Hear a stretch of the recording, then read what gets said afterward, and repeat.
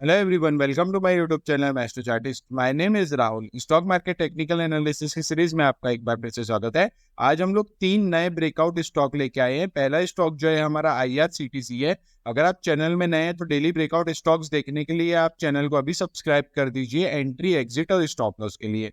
पहला स्टॉक हमारी लिस्ट में आज IRCTC है। बहुत ही अच्छा कंसोलिडेशन जोन के अंदर कंटिन्यूअसली मूव कर रहा था, एक ब्रेकआउट दिया था और अभी अपसाइड पे मोमेंटम करने के लिए रेडी हो चुका है। स्टॉक जो है लाइव मार्केट में मैं वीडियो को रिकॉर्ड कर रहा हूँ, मंथली टाइम फ्रेम में अपन कंसोलिडेशन देख रहे हैं।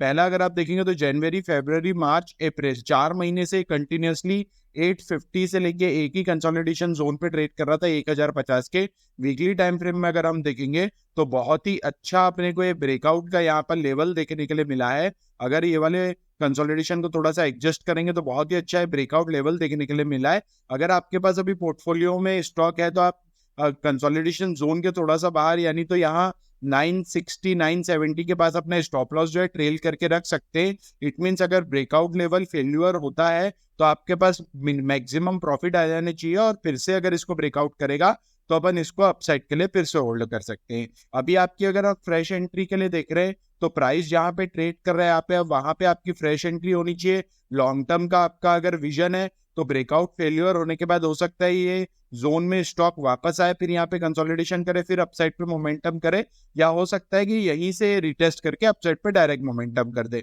लॉन्ग टर्म का जिनका विजन है वो 850 के पास अपना स्टॉप लॉस ट्रेड कर सकते हैं। शॉर्ट टर्म का जिसका विजन है वो 950 के पास अपना स्टॉप लॉस जो है वो ट्रेल कर सकते हैं और अपसाइड पे आपका टारगेट कितना होना चाहिए वो भी देखते हैं। मंथली टाइम फ्रेम में मैं इसको स्विच कर लेता हूँ, थोड़ा सा अपने को टारगेट देखने के लिए ज्यादा अच्छा रहेगा। ऑल टाइम हाई को अपन मार्क कर लेते हैं जिससे अपने को पता चल जाएगा कि एक नेक्स्ट रेजिस्टेंस लेवल कहाँ पर आएगा। जितना भी कंसोलिडेशन जोन है 850 से लेके अपन ने 200 रुपीज का अप्रोक्सीमेटली ये जोन था, तो आपका मिनिमम टारगेट ये ब्रेकआउट कैंडल के नीचे भी अगर आप स्टॉप लॉस रखते हैं 960 के पास तो आपका मिनिमम टारगेट जो ये वाला लेवल निकाला है इसने 1060 का, तो आपका मिनिमम टारगेट यहाँ से 200 रुपीज होना चाहिए जो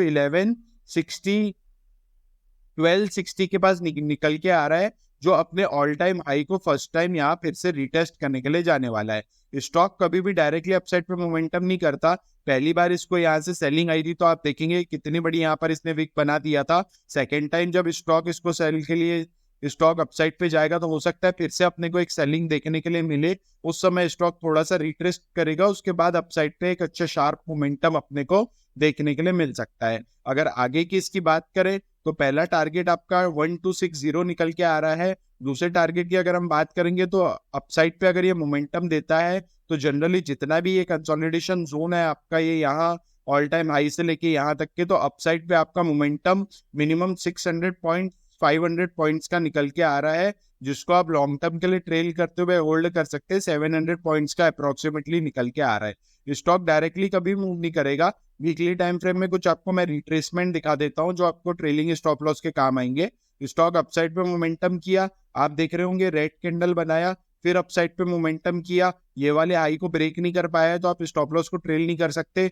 फिर यहाँ पर इसने एक मोमेंटम दिया, फिर जब इसको हाई को ब्रेक किया अब आपके पास एक ट्रेलिंग स्टॉप लॉस निकल के आ रहा है, क्योंकि यहाँ पर जो है स्टॉक के प्राइस ने बहुत अच्छा बेस बना दिया है। इट मीन्स अगर आप लॉन्ग टर्म के लिए, शॉर्ट टर्म के लिए या स्विंग ट्रेडिंग के लिए भी प्लान कर रहे हैं तो आपको मैंने तीनों स्टॉप लॉस, टारगेट और एसएल तीनों चीजें आपको मैंने यहाँ पर बता दिया। अगर अगला स्टॉक जो है हमारे प्राइस लिस्ट में, हमारे वॉच लिस्ट में जो है वो जुबलिएंट फुटवर्क है। ये भी स्टॉक बहुत अच्छा दिख रहा है, बहुत अच्छा इसने एक बेस बनाया है। स्टॉक डाउन साइड पे आया, स्टॉक डाउन साइड पे आया, फिर इसने पहला पुल बैक दिया। पहले पुल बैक पे कभी बाय नहीं किया जाता, अभी इसने सेकंड पुल बैक दिया है। अगर आप यहाँ पे प्लान कर रहे हैं, जैसे ये हैमर कैंडल का यहाँ पे फॉर्मेशन हुआ है, डबल बॉटम का भी यहाँ पे फॉर्मेशन अपने को दिख रहा है। प्रीवियस वाला जो स्विंग है इसने टेक ओवर नहीं कर पाया है, यहाँ पर एक डबल बॉटम का भी अपने को स्विंग दिख रहा है, एक ट्रेंड लाइन का भी यहाँ पे अपने को फॉर्मेशन दिख रहा है। इट मीन्स अगर आप अभी स्टॉक को बाय करने का भी प्लान करते हैं तो आप ट्रेंड लाइन तक के का टारगेट भी यहाँ पे प्लान कर सकते हैं, और स्विंग ट्रेड के लिए भी अगर आप देख रहे हैं तो भी स्टॉक अपने को बहुत अच्छा दिख रहा है। आपकी एंट्री जो है 475 76 मतलब 480 के पास आपकी एंट्री हो जाती है। अगर आप प्रीवियस स्विंग के पास स्टॉप लॉस रखना चाहें तो 410 के पास भी रख सकते हैं, और अगर आप थोड़ा सा कम स्टॉप लॉस लेना पसंद करेंगे तो 10 रुपीज का फर्क पड़ेगा, तो 420 का भी आप स्टॉप लॉस यहाँ पर ले सकते हैं। अपसाइड पे आपका टारगेट कितना होना चाहिए? पहला टारगेट जो है आपका ट्रेंड लाइन का होना चाहिए। जैसे 55 रुपीज का यहाँ पे स्टॉप लॉस निकल के आ रहा है, तो मिनिमम आपका यहाँ से टारगेट जो है 55 रुपीज का होना चाहिए, जो एक्जैक्टली आप देखेंगे तो ट्रेंड लाइन पे अपने को हिट कर रहा है। अपसाइड पे अगर आप मार्जिन देखेंगे तो बहुत ज्यादा मार्जिन है अपसाइड पे।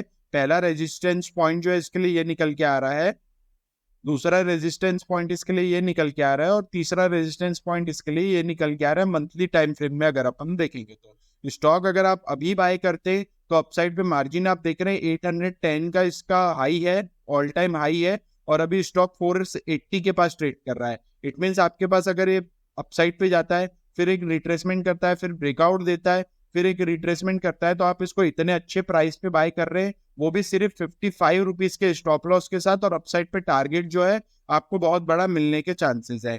यहाँ पर अगर आप देखेंगे तो 480 के पास आपकी एंट्री होनी चाहिए, 420 के पास स्टॉप लॉस होना चाहिए, पहला टारगेट जो है आपका ट्रेंड लाइन के पास 55-56 रुपीज का होना चाहिए, और अगर ब्रेकआउट देता है तो फिर आप ट्रेल करते हुए इसको एक कॉस्ट प्राइस पे अपसाइड के लिए होल्ड कर सकते हैं।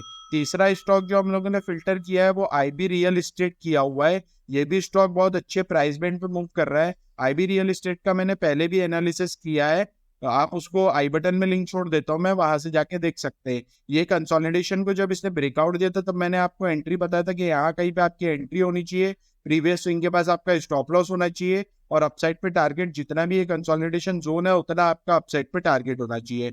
स्टॉक ने इसको रिटेस्ट भी किया है। सेकेंड एंट्री जो है हमने यहाँ पर ट्रिगर की हुई थी 125 रुपीज के पास, स्टॉप लॉस जो है थोड़ा सा इस जोन के बाहर अपन ने लिया था 93 रुपीज के पास, और अपसाइड पे जो टारगेट है मैंने आपको बताया था कि जितना भी आप स्टॉप लॉस का पॉइंट निकाल के रख रहे हैं यहाँ पर, पहला टारगेट तो आपका ये कंसोलिडेशन जोन जितना भी है 55 रुपीज का है, 52 रुपीज का ये कंसोलिडेशन जोन है, तो पहला टारगेट आपका यहाँ से 52 रुपीज होना चाहिए, जो एक्जैक्टली आप देखेंगे कि इसने हिट भी कर चुका है जब ये यहाँ से इसने ब्रेकआउट दिया था तब। अभी अगर आप देखेंगे तो आपके पास जो मेजर रेजिस्टेंस है वो पहला रेजिस्टेंस आपका ये निकल के आ रहा है। स्टॉक जो है हैमर कैंडल टाइप का मंथली टाइम फ्रेम में फॉर्मेशन दे रहा है। इट मीन सेलिंग का प्रेशर जरूर आया था, लेकिन स्टॉक अपसाइड पे मोमेंटम करता ही जा रहा है। एक ट्रेंड लाइन का भी यहाँ पे आपको फॉर्मेशन दिख जाएगा। इस ट्रेंड लाइन को ये मल्टीपल टाइम टेस्ट भी कर चुका है। मैंने आपको पास्ट में भी बताया कि कोई भी ट्रेंड लाइन, कोई भी सपोर्ट, कोई भी रेजिस्टेंस अगर मल्टीपल टाइम टेस्ट हो चुका रहता है तो उसके ब्रेकआउट होने के चांसेस बहुत ज्यादा रहते हैं। अगर आप यहाँ पे क्लियर देख रहे होंगे कि पहली टाइम स्टॉक जो है यहीं से फॉल होने की कोशिश किया, पहली बार ट्रेंड लाइन को टेस्ट करने गया, फिर फॉल हुआ, फिर सेकेंड टाइम टेस्ट करने गया, यहाँ पर बहुत अच्छा इसने एक बेस बनाया, और अभी जो है स्टॉक फिर से इसी ट्रेंड लाइन को टेस्ट करने के लिए जा रहा है। मल्टीपल टाइम अगर ये ट्रेंड लाइन टेस्ट हो चुके हैं, इट मीन स्टॉक जो है अब ब्रेकआउट के लिए रेडी हो चुका है। पास्ट में भी अगर आप देखेंगे तो सेम कंसोलिडेशन जोन से जो है स्टॉक अपसाइड पे मोमेंटम दिया था। इट मीन्स अगर यहाँ पर आप इसको बाय करने का प्लान कर रहे हैं तो आपका स्टॉप लॉस जो है प्रीवियस स्विंग के पास आप फिर से रख सकते हैं। अगर आप लॉन्ग टर्म के लिए देख रहे हैं तो 95 रुपीज के पास स्टॉप लॉस होना चाहिए। शॉर्ट टर्म के लिए अगर आप देख रहे हैं तो 110 के पास आप स्टॉप लॉस रख के इसको होल्ड कर सकते हैं। ट्रेंड लाइन अगर ब्रेकआउट देता है तो फिर ट्रेंड लाइन को रिटेस्ट करके स्टॉक जो है अपसाइड पे मोमेंटम दे सकता है। इसी टाइप के टेक्निकल एनालिसिस के लिए चैनल को अभी सब्सक्राइब कर दीजिए। अगर आपके पास कोई स्टॉक है तो कमेंट बॉक्स में आप उसको पोस्ट कर दीजिए। अभी के लिए इतना ही, थैंक यू।